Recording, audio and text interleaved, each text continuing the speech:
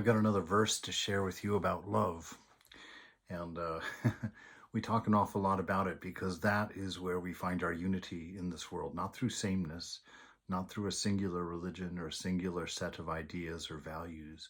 We find our unity in love. Uh, and so I just always want to share that because every religion tells us, first and foremost, that one most important thing is to love.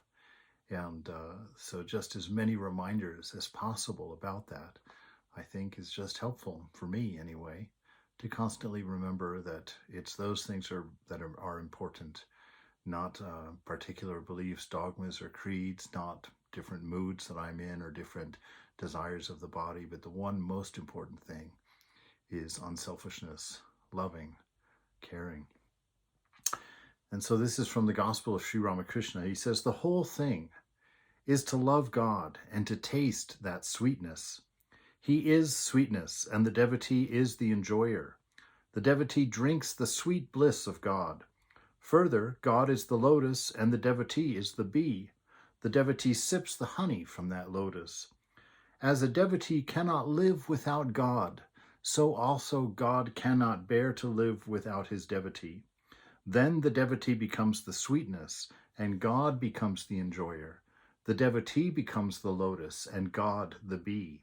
It is the Godhead that has become these two things in order to enjoy its own bliss. That is the significance of the episode of Radha and Krishna. At the beginning of spiritual life, the devotee should observe such rites as pilgrimage and putting on a string of beads around his neck and all of those other such practices.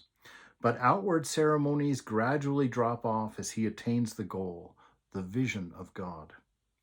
Then his only activity is the repetition of God's name and the contemplation and meditation on that. And so this wonderful idea of God switching places with us, that we are in an equal relationship with the divine in its maturity. You know, we start off being the enjoyers of God's divine love, and we do our practices and whatnot in the experience of that, to sit quietly and to fill ourselves with those wonderful understandings. And as the mind quiets, and as we become less distracted by the things of mind and of the changing world, we start to grow and sit in this syrup of sweetness within. And when we come to that mature space, God enjoys our company. He enjoys our life through our living in love, living in light, living in sweetness with the world around us, in harmony. You know, and it's not a saccharine, sentimental type of love. It's a love of discipline, a love of renunciation, where we have walked away from the things of the changing world that have distracted us from our divine nature, from our nature of love and wisdom, and have really nurtured that stillness, that peace inside, so that becomes our experience of being. And from that source, we live a life of inspiration. Before that, we live a life running and chasing after needs and desires, things in the future that we think are going to make the moment perfect.